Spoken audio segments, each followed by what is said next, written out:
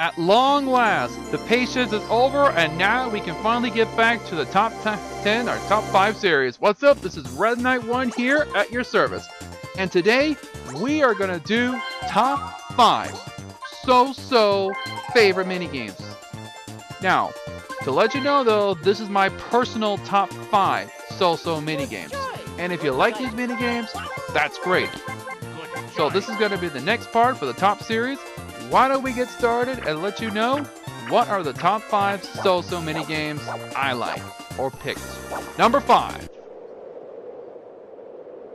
Cheep Sweep. Ah yes, the old simple fishing game except you're using a fishnet. So I bet you're wondering, why is this a so minigame? Is it challenging? Is it fun? Kind of. The goal here is to capture every last cheat and get more points than your opponent. Now, please be advised though that I do like the minigame. The only complaint is that there's only little fish in the pond. I don't mind the walking still mechanic. I don't mind catching the fish with the sweep. I don't mind the timer. But what I do mind is that there isn't enough cheeps in the game. I mean, the only goal here is that you have to beat it than your opponent. And if yours is lower than theirs when all the cheeps are gone, what are you gonna do? It's probably better if you had more cheeps in this area. Like, capture as many cheeps, every last one until time drops. This minigame is not too bad, but it isn't terrible either. It's personally a really fun minigame. I kind of actually enjoyed it a little as a kid, and I do want to have a goldfish back then. Every cheep regularly is worth 1 point, while the gold is worth 3 points. So, number 5 is the cheep.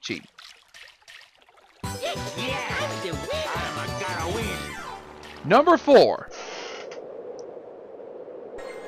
Fish and Drips. Ah yes, another fish minigame. Now, I bet you're wondering, how does this work? The goal here is to make sure though that you beat your opponent to the top. And make sure you don't mess up. If you do mess up for the first time, you not only cost time, but you're also costing your winnings in the game. The goal here is to make sure that you get your cheap goldfish on time by beating your opponents to the top of the goal. Is this a bad minigame? No. Is this a good minigame? Almost. The only issue I have with is with the delays. Personally, sometimes the single player will actually have the advantage a little, but if the single player messes up, he has to reset. As for the other 3, if the other 3 though messes up one time, it's actually a delay.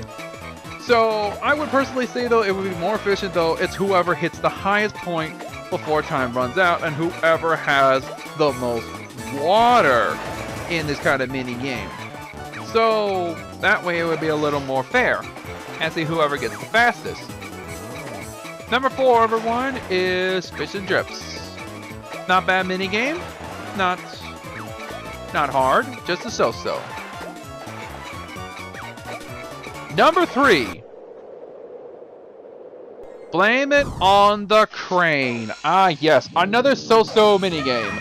The goal here for the single player is to catch the other 3 remaining rivals while the other 3 try to avoid the crane. Is this a hard minigame? Not quite though. Because see, usually though, that when it comes to you versus a couple players, you want to either try it out with the crane or try and be the crane and try to actually catch them and predict where they're moving at. If you're a single player that knows where the AI is, you have no problem figuring out where the AIs are going to go.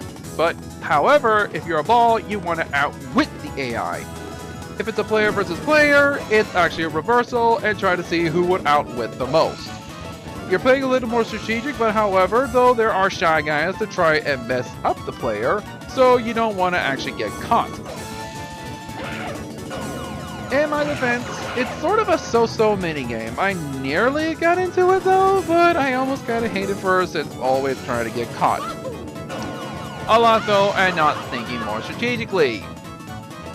So, it's not a bad minigame, but it isn't good. It's a little bit good, I'll admit though, but it isn't that good. Does it need any changes? Not really. Personal favorite. Number 2. Butterfly Blitz. Let's roll in the Fluttershy, baby. I'm sorry for that, but I'll get to it right away.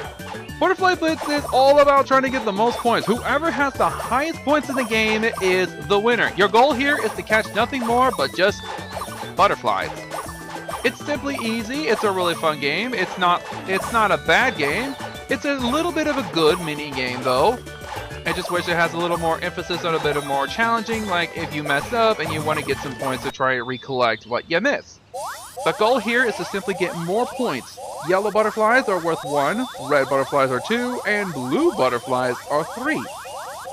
If you manage to stick higher points though in the minigame, you obviously win the minigame with the highest points. And it's not that hard. I can't tell you how many times I wanted this minigame. So now, here I'm going to present some honorable mentions. Money belts. A 1 vs 3 minigame and simply a coin minigame. Coin minigames are not that much fun or challenging, but however they have to actually generally be a challenge. Goal here for the single player is to get as much coins as they can. Same thing with the bottom, but however though there are some occasions to not mess up. If obstacles get in your way, you have to dodge them or you might end up missing your chance of getting some points. Luckily though, some minigames do actually have a split chance to have certain player miss the other coin and go for the grab bag or just mess up. Parasailing, another coin minigame. The Parasailing minigame is a 2 versus 2 player minigame, but the goal here is to get as much as you can. One player actually controls the boat and tries to go speed up or slow down, while the other catches the coins. The trick here is to have the boat player go speed up to get the higher points and slow down to get the lower points. Simply not hard. Fairly easy. Paratrooper Plunge. Another coin minigame, and the last one. It's a 4-player minigame where the goal here is just simply grabbing coins while you're avoiding the obstacles that's in your way. If you get hit 4 times, you are out of the game, whatever coins you have for being out. What is what you keep? Goal here is to get as many coins as you can before you hit the bottom, or you lose all your balloon poppies. Not hard. Tree Stump.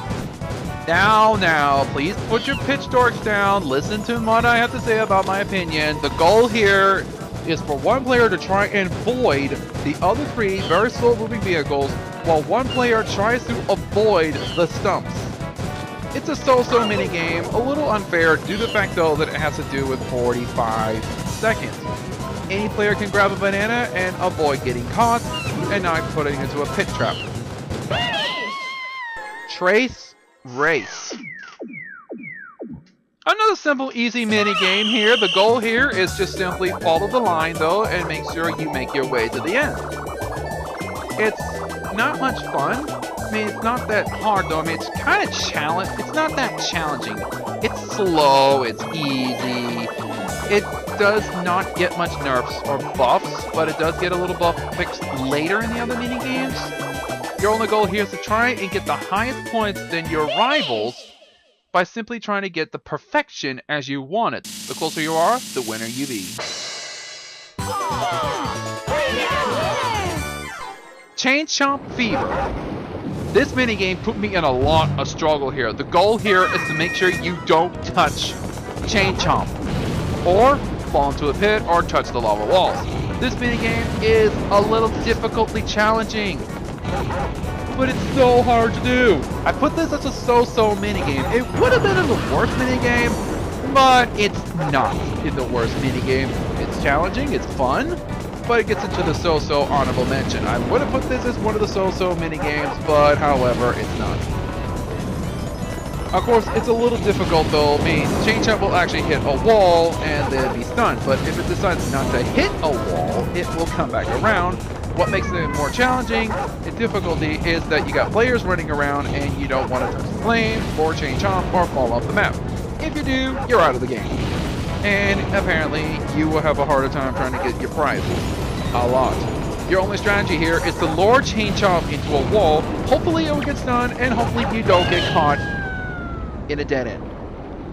And now, we are going to show the #1 so-so minigame. I chose Bowser's Bigger Blast. This minigame returns since Mario Party 2. Is it bad? Kind of. Is it good? Almost.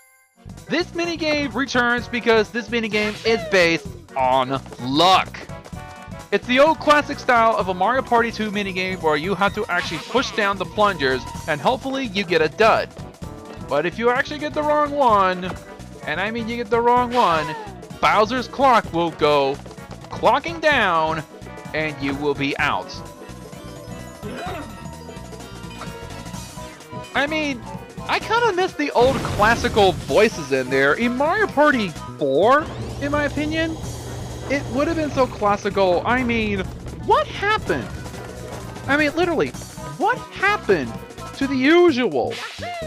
To the usual where you do manage to get the wrong one you don't want, and somehow the clocker just go, oh no!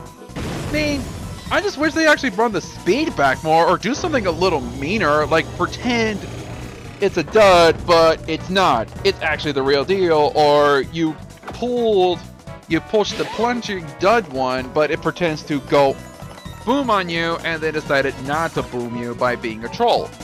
That would have been a lot more funner. I miss the usual, oh no, and I miss the usual, do I miss. I miss those a lot.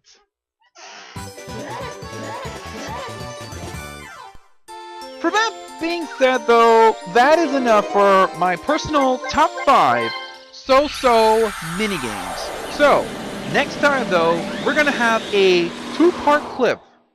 An emphasis on 2-part clip, because we're gonna do next time top 15 best minigames, or top 15 favorite minigames. I am Rather Night One here. Thank you all for watching. Don't forget to leave a like and subscribe and stay tuned.